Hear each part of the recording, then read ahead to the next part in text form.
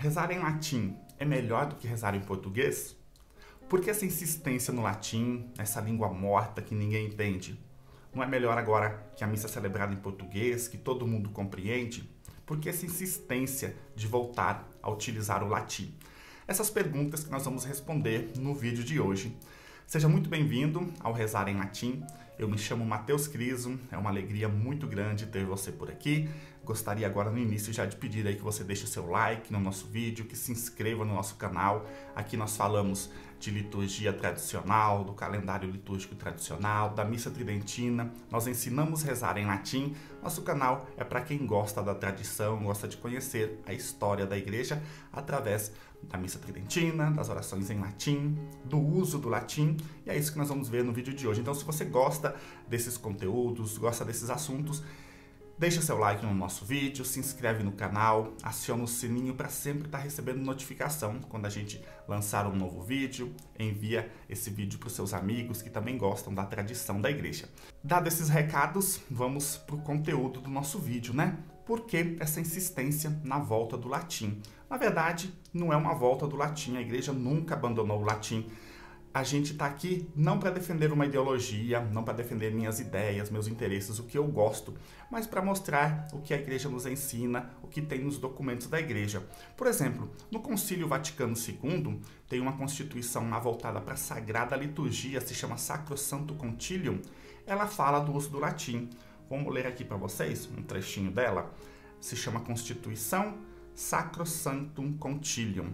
No número 36, parágrafo 1, fala assim, deve-se conservar o uso do latim nos ritos latinos.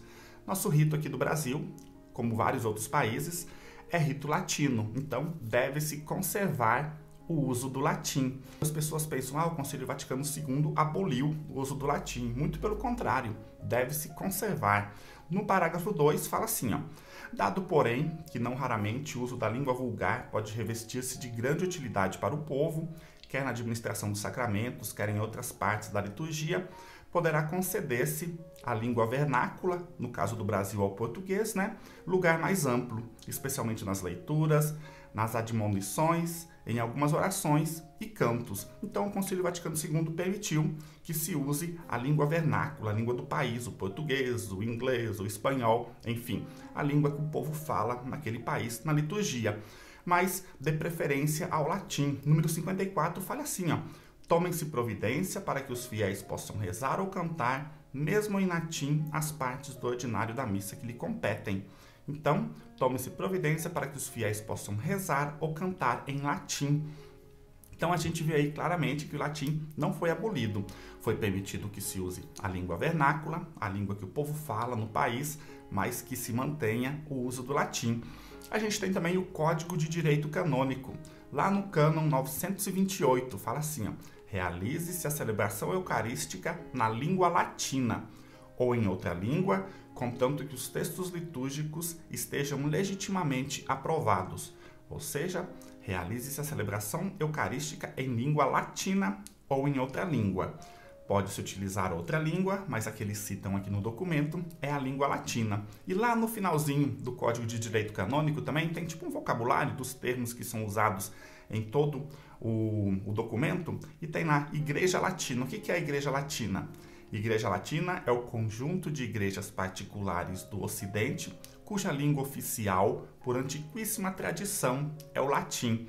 Então, o que nos define como Igreja Latina é o uso do latim. Então, a gente pode ver aí nesses documentos que o latim sempre esteve presente na Igreja Católica. Temos um outro documento papal aqui, a Constituição Apostólica Veterum Sapientia. Ela foi assinada por João XXIII em 1962, no mesmo ano que iniciou o Concílio Vaticano II, e essa Constituição ela trata do uso do latim. E o Papa deu tanta importância para ela que ao assinar, o Papa desceu, foi até o altar de São Pedro e assinou em cima do altar de São Pedro. E numa data muito especial, a data que se celebra a Cátedra de São Pedro, e nessa Constituição Apostólica, o Papa fala assim, a importância do latim na difusão do cristianismo, ela deve ser guardada para a posteridade, pois a Igreja, como mantém unidos todos os povos e durará até a consumação dos séculos, exige pela sua natureza uma linguagem universal, imutável e não vulgar. Então, o Papa fala aí que a igreja tem que usar uma linguagem universal, imutável, o latim é imutável, a gente vai ver jazinho, e não vulgar, ou seja, uma linguagem que não é falada no mundo. E aí o Papa continua: de fato, pela sua própria natureza, a língua latina, como não suscita inveja e apresenta-se imparcial a todos os povos, não é privilégio de ninguém, e enfim a todos aceita e reúne. Por que o latim não suscita inveja? Porque ela não é uma língua de nenhum povo. Imagina se a igreja decide utilizar agora, por exemplo, agora a língua oficial da igreja vai ser o inglês. Todos os outros povos vão ficar, mas por que não foi o português? Os italianos que estão lá em Roma, por que não escolheram o italiano? Ou se escolheu o italiano porque o resto do mundo, por que escolheu o italiano? Por que não escolheu o espanhol? Por que não escolheu o inglês, o mandarim, enfim? E o latim, por ser essa língua aí que não é nem língua de nenhum povo atualmente, ela não suscita essa inveja. E a outra importância também, o Papa continua, é necessário que a igreja uma língua não só universal, mas também imutável. O pessoal fala, mas o latim é uma língua morta. Ser uma língua morta é um grande benefício. Língua morta é uma língua que não sofre alteração ao longo do tempo. Não tem falantes nativos do latim, então não são acrescentadas novas palavras, novas expressões, novos significados. Português, por exemplo, é uma língua viva, tem gente falando e ela vai se alterando ao longo do tempo. Eu não sei se vocês já viram a carta de Pero Vaz de Caminha, quando ele chegou aqui no Brasil, no descobrimento do Brasil, nas caravelas lá com Pedro Álvares Cabral, ele escreveu o registro do descobrimento do Brasil. E ele escreveu em português. Em Portugal se falava português em 1500. E se a gente for ler essa carta hoje em dia, a gente não entende o português que estava escrito lá. O português mudou ao longo do tempo, assim como todas as línguas que têm falantes nativos mudam. O significado das palavras mudam, a forma de escrever muda, as expressões que são acrescentadas, tudo vai se alterando. E como a igreja trata de matéria de fé, a fé é imutável, o Espírito Santo não se contradiz. O que valia no ano 1000, no ano 500, vale hoje, no século 21. E daí não pode ter uma outra interpretação. Os documentos da igreja não podem ser interpretados de uma forma diferente. Por isso a importância do uso do latim, essa língua que não muda, o significado das palavras não mudam.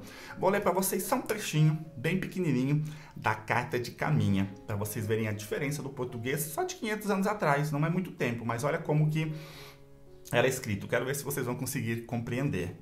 Fala assim, eles andavam ali na praia à boca do rio onde nós íamos e antes que chegássemos do ensino que dantes tinham, puseram todos os arcos e acenavam que saíssemos. Vamos ver o que isso significa? Eles andavam ali na praia, à boca do rio, para onde nós saímos, e antes que chegássemos pelo ensino que dantes tinham, puseram todos os arcos e acenaram que saíssemos. Olha que diferença de um português de 500 anos atrás para o português de hoje.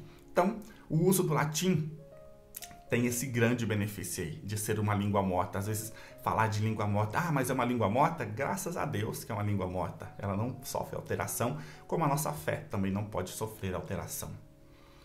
E para finalizar, essa Constituição que a gente estava falando, a Vetero Sapientia, que o Papa assinou lá em cima do altar de São Pedro, ele fala assim, no número 10, decidimos proceder de tal modo que o antigo e jamais interrupto costume da língua latina seja conservado, e se de alguma forma ele foi colocado em desuso, seja completamente restabelecido. Então o Papa incentiva aí, vamos usar o latim, se não está usando, que ele seja restabelecido. E isso não é da Idade Média não, isso é de 1962, o ano que iniciou o Concílio Vaticano II. Então a gente vê que todos os papas, todos os pontífices tiveram esse cuidado, esse interesse aí que o latim fosse mantido. E, além desses documentos, é claro, a gente tem a sacralidade do latim, ou seja, o latim é uma língua sagrada. Por quê? A gente vê na Bíblia que Jesus Cristo, a gente sabe que ele falava aramaico. No dia a dia, quando ele conversava com a população, Jesus falava aramaico. Porém, quando ele ia rezar lá na sinagoga, ele lia o texto sagrado em hebraico. Hebraico era a língua sagrada do povo judeu. Então, existia essa diferença. a língua que se fala no mundo, no dia a dia, e a língua que se usa para falar com Deus.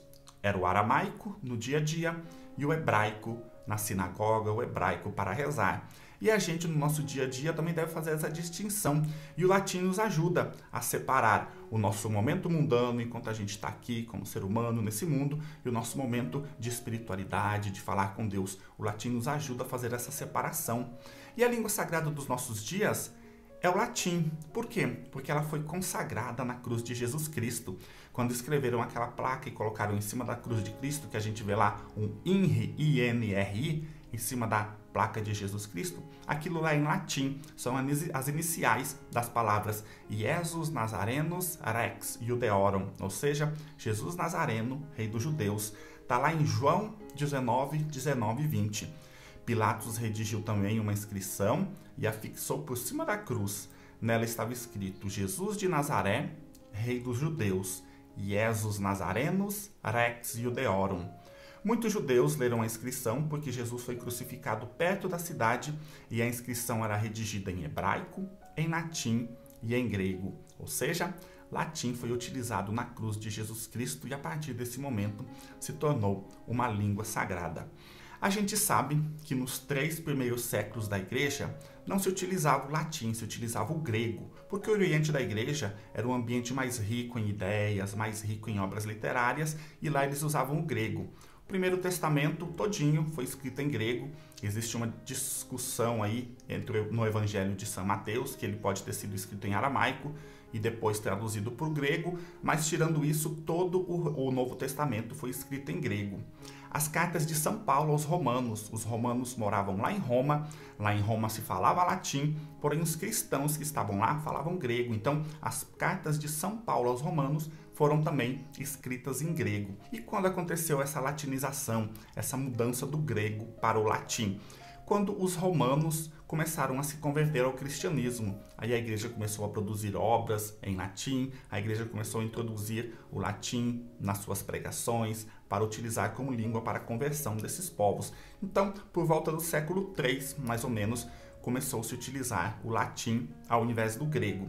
Então, romper com o latim é romper com toda essa tradição aí de 18 séculos de história da igreja.